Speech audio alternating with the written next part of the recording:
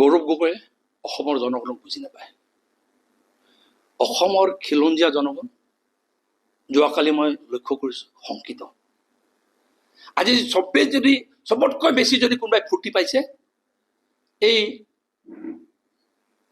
অসমক ইছলামিক ৰাষ্ট্ৰ প্ৰতিষ্ঠা কৰিম বুলি ভাবা বাংলাদেশী মূলৰ 1 কোটিতকৈ যিখিনি মিয়া মানুহ আছে চবতকৈ যদি হায়েষ্ট যদি ফূৰ্তি পাইছে আজি গৌৰৱ গগৈৰ নিচিনা পাকিস্তানী ISI লগত লিংক থকা মানুহ এজন আমাৰ মুৰব্বী হ'ব গৈ আছে বুলি যদি আজি ফূৰ্তি পাইছে সেইখিনি মানুহে ফূৰ্তি পাই আছে। আপোনালোকে লক্ষ্য কৰিব এইবাৰ ভোট পেটাৰ্ণ চাব। ভাৰতবৰ্ষৰ ভিতৰত হায়েষ্ট ভোট কংগ্ৰেছক ক'ত দিছে বুলি ক'লে সেই ধুবুৰী হায়েষ্ট ভোট। বেলেগ একটা ভোট ইফাল সিফাল হ'ব দিয়া নাই। তেখেতসকলৰ এজেণ্ডাৰ ভিতৰত আছে। তেখেতে আগত প্ৰচেষ্টা চলাই আছিলে আজমলৰ নামত এটা আপোনাৰ মৌলনাৰ অধীনত তেখেতসকলে অসম দখল কৰিব পাৰিম নেকি এটা সপোন চাইছিলে।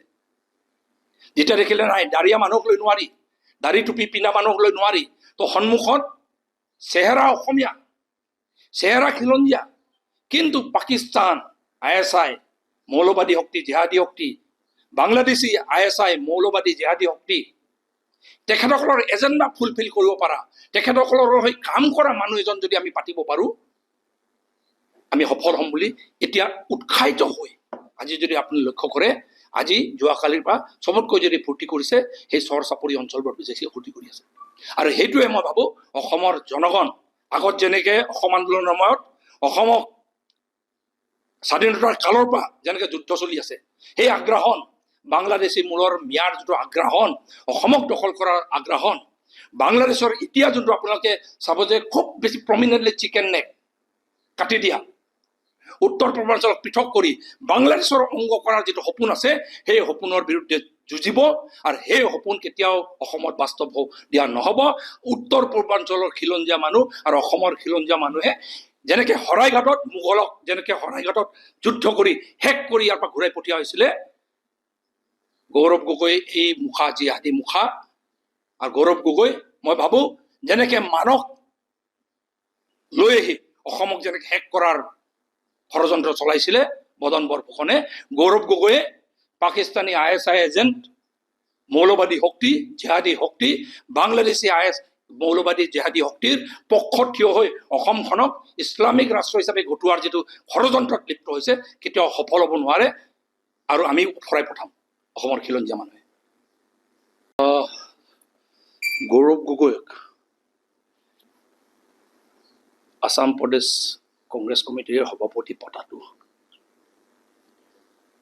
অসম আৰু উত্তৰ পূৰ্বাঞ্চলৰ ভাৰতৰ ৰাষ্ট্ৰৰ কাৰণে যিসকলে ভাল পায় ৰাষ্ট্ৰটোক খুব এটা অশনি সংকেত। কিয়নো যিটো সময়ত পাকিস্তান ৰাষ্ট্ৰৰ ভিতৰৰ পৰা জেহাদী শক্তিক, মৌলবাদী শক্তিক ফুল ছাপৰ্ট দি পেহেলগামৰ নিচিনা ঘটনা আজি জাষ্ট এমাহৰ আগত সেইটো এনেই উগ্ৰবাদ নহয়। আৰু সেই যিটো উগ্ৰপন্থীসকলে যিটো পন্থা ল'লে খুব উদ্বেগজনক। গোটেই ভাৰত ৰাষ্ট্ৰৰ ভাৰতীয়ত্বক জোকাৰি দিয়া এটা ঘটনা আছিলে। তাত বাছি বাছি হিন্দু হয় না মুছলিম হয়, যদি মুছলিম হয় এৰি দিছে, আৰু যদি হিন্দু হয় কাপোৰ খুলি পৰ্যন্ত আপোনাৰ এখেতসকলে চাই মেলি হিন্দু যদি হয় হত্যা কৰিছিলে। সেই হত্যালীলা চলাৰ পাছত পাকিস্তানে এতিয়া গোটেই হত্যালীলাক বেকিং কৰাৰ পাছত পাকিস্তান গোটেই ISI গোটেই এজেঞ্চি ফুল এনে হত্যালীলা, এনে উগ্ৰপন্থা, এনে জিহাদী শক্তিক বেকিং দিয়াৰ সময়ত ভাৰত আৰু পাকিস্তানৰ মাজত আকৌ এই পাকিস্তানৰ যিখিনি আৰ্মিৰ এলিমেণ্ট, ISIৰ এলিমেণ্ট, ৰাষ্ট্ৰই যিখিনি কাম সহায় কৰাৰ কাৰণে কৰিছে তাৰ মাজত যোনটো যুদ্ধৰ এটা সদৃশ পৰিস্থিতি সৃষ্টি হৈ যোনটো যুদ্ধ হ'ল, আৰু একেটা সময়তে এতিয়া আপোনালোকে যদি লক্ষ্য কৰে পাকিস্তান ISI এতিয়া বাংলাদেশত খুব এক্টিভ হৈছে। মৌলবাদী শক্তি, জেহাদী শক্তি, ইছলামিক ৰাষ্ট্ৰ প্ৰতিষ্ঠা কৰাৰ সপোন চোৱা শক্তিবোৰ যেতিয়া বেছি শক্তিশালী হৈছে বাংলাদেশত, এতিয়া পাকিস্তান আৰু বাংলাদেশ ISI আৰু ইছলামিক জেহাদীসকল শক্তিশালী হৈছে।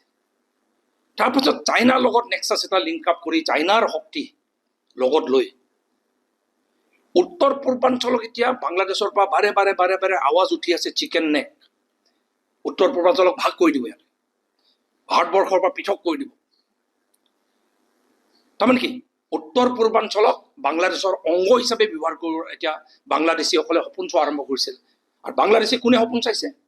আগত বাংলাদেশত যিটো চৰকাৰ আছিল সিহঁতে সপোন চোৱা নাই।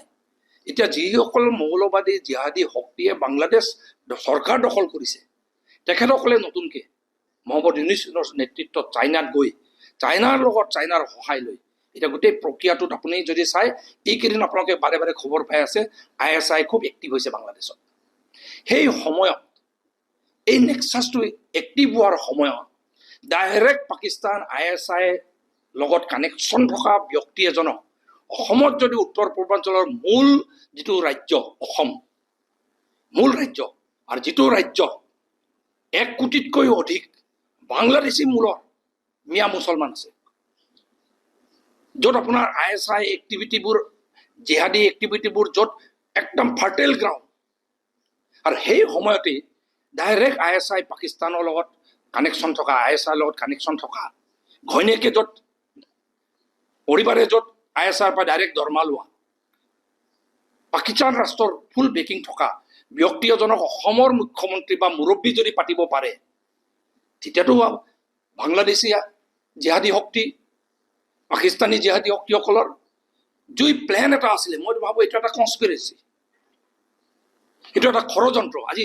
15-20 বছৰ আগৰ পৰা এটা ষড়যন্ত্ৰ ৰচি আছিলে, যিটো ষড়যন্ত্ৰ অসমত এতিয়া কাশ্মীৰৰ পাছত আপোনাৰ অসমত যদি উত্তৰ পূৰ্বাঞ্চলৰ মূল যিটো ৰাজ্য অসম, মূল ৰাজ্য, আৰু যিটো ৰাজ্য 1 কোটিতকৈ অধিক বাংলাদেশী মূলৰ মিয়া মুছলমান আছে, য'ত আপোনাৰ ISI এক্টিভিটিবোৰ, জেহাদী এক্টিভিটিবোৰ য'ত একদম ফাৰ্টাইল গ্ৰাউণ্ড, আৰু সেই সময়তে ডাইৰেক্ট ISI পাকিস্তানৰ লগত কানেকশ্যন থকা, ISIৰ লগত কানেকশ্যন থকা, ঘৈণীয়েকে য'ত পৰিবাৰে য'ত ISIৰ পৰা ডাইৰেক্ট দৰমহা লোৱা, পাকিস্তান ৰাষ্ট্ৰৰ ফুল বেকিং থকা ব্যক্তি এজনক অসমৰ মুখ্যমন্ত্ৰী বা মুৰব্বী যদি পাতিব পাৰে, তেতিয়াতো বাংলাদেশী জেহাদী শক্তি, পাকিস্তানী জেহাদী শক্তিসকলৰ যি প্লেন এটা আছিলে, মই ভাবোঁ এইটো এটা কনস্পিৰেচি, এইটো এটা ষড়যন্ত্ৰ। আজি 15-20 বছৰ আগৰ পৰা এটা ষড়যন্ত্ৰ ৰচি আছিলে, যিটো ষড়যন্ত্ৰ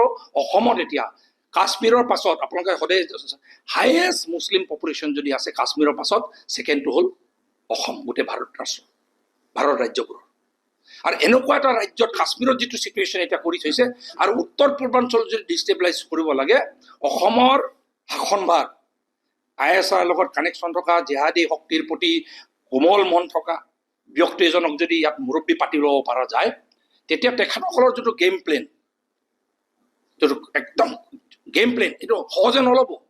তেখেতসকলৰ যিটো সপোন, এটা উত্তৰ পূৰ্বাঞ্চলক চিকেন নেকটো কাটি ভাগ কৰি বাংলাদেশী আপোনাৰ এটা ৰাষ্ট্ৰৰ অধীনত অনাৰ কাৰণে, ইছলামিক ৰাষ্ট্ৰৰ অধীনত অনাৰ কাৰণে, আৰু তেখেতসকলৰ প্লেনত এই প্লেনত নোহোৱা নহয়। এতিয়া 40% অসমৰ জনসংখ্যা যদি চাই, কেইদিনমান আগলৈকে 2011 চনলৈকে 36% আছিল, এতিয়া 40% হৈ গ'ল। আৰু তাত বাৰে বাৰে চবেই কৈ আছে, চবেই স্বীকাৰ কৰে, আজি তাৰ 90% মানুহ খিলঞ্জীয়া মুছলমানখিনিক বাদ দি বাকীখিনি বাংলাদেশী মূলৰ বুলি চবেই কৈ আছে। এনেকুৱা এটা সময়ত মই ভাবোঁ গৌৰৱ গগৈৰ নিচিনা এজন ব্যক্তি, যাৰ পাকিস্তানৰ ফুল ISIৰ বেকিং থকা ব্যক্তি, যাক আজিলৈকে গৌৰৱ গগৈয়ে যিটো বিষয় স্পষ্টীকৰণ নিদিলে যোৱা আজি 6 বছৰ, যে আজি 15-16 দিন ক'ত ঘূৰিছিলে আজিলৈকে কোৱা নাই। তেখেতৰ পৰিবাৰে পাকিস্তান ISIৰ বেগ থকা সংস্থাৰ পৰা দৰমহা লৈ পাকিস্তানত কি কাম কৰিছিলে, NGOৰ নামত, ভাৰতবৰ্ষলৈ কাৰ লগত আহিছিলে, কাক লৈ আহিছিলে, কিয় আহিছিলে, এই কথাবোৰ স্পষ্ট নকৰাকে আজি তেখেতে ভাবি আছে মই প্ৰয়াত তৰুণ গগৈৰ পুতেক, আমি সন্মান কৰোঁ তৰুণ গগৈ। ময়ো যেতিয়া এম এল এ আছিলোঁ মোৰো মুখ্যমন্ত্ৰী আছিলে, কিন্তু সেই তৰুণ গগৈৰ পুতেক বুলি তেখেত যে একাউণ্টেবল নহ'ব, জনগণৰ প্ৰতি একাউণ্টেবল নহ'ব, তেখেতটো ৰজা মহাৰজা নহয়। কিন্তু তেখেতে ভাবি লৈছে তেখেত ৰজা মহাৰজা। গান্ধী পৰিয়াল যেনেকৈ কংগ্ৰেছৰ আজীৱন গান্ধী মানেই গোটেই ভাৰত ৰাষ্ট্ৰ চলাই থাকিব, এইটোতো অসমৰ হ'ব দিব নহয়। আৰু অসমৰ জনগণৰ কাৰণে মই ভাবোঁ this is the biggest challenge. যদি অসম ভূমি উত্তৰ পূৰ্বাঞ্চলক যদি বচাব লাগে, ISIৰ সাঁতোৰাৰ পৰা যদি বচাব লাগে, ISIৰ ষড়যন্ত্ৰৰ পৰা যদি বচাব লাগে, ইছলামিক জিহাদী শক্তিৰ পৰা যদি বচাব লাগে অসমক, বাংলাদেশী মূলৰ জিহাদী শক্তিৰ ষড়যন্ত্ৰ ISIৰ ষড়যন্ত্ৰৰ পৰা যদি অসমক যদি বচাব লাগে, আৰু মিডিল ইষ্টৰ নিচিনা ইৰাণ, ইৰাক, পাকিস্তানৰ নিচিনা কাশ্মীৰক যেনেকৈ ডিষ্টেবিলাইজ কৰি থৈছে, এনেকৈ উত্তৰ পূৰ্বাঞ্চলক যদি ডিষ্টেবিলাইজ হোৱাৰ পৰা যদি বচাব লাগে, অসমৰ জনগণ এক হৈ এনে পাকিস্তানী ISIৰ লগত লিংক থকা মানুহক অসমৰ দায়িত্বভাৰ, মুৰব্বীৰ দায়িত্বভাৰ কেতিয়াও গ্ৰহণ কৰিব দিয়া নহ'ব। আৰু গৌৰৱ গগৈৰ নিচিনা ব্যক্তি এজনক অসমৰ মুৰব্বীৰ দায়িত্বভাৰ যদি গ্ৰহণ কৰাৰ প্ৰক্ৰিয়াৰ ফালে যদি আমি আগুৱাই লৈ যাওঁ, চিৰকালৰ কাৰণে ISI জেহাদী শক্তি, মৌলবাদী শক্তিৰ ষড়যন্ত্ৰৰ বলি হ'ম অসম। আৰু অসম ভৱিষ্যতে কাশ্মীৰতকৈ ভয়ানক চিটুৱেশ্যন অসমে আমি ভুগিব লাগিব। যিকোনো খবৰৰ বাবে যোগাযোগ কৰক 7099017330 লগতে 7099017110 নম্বৰত।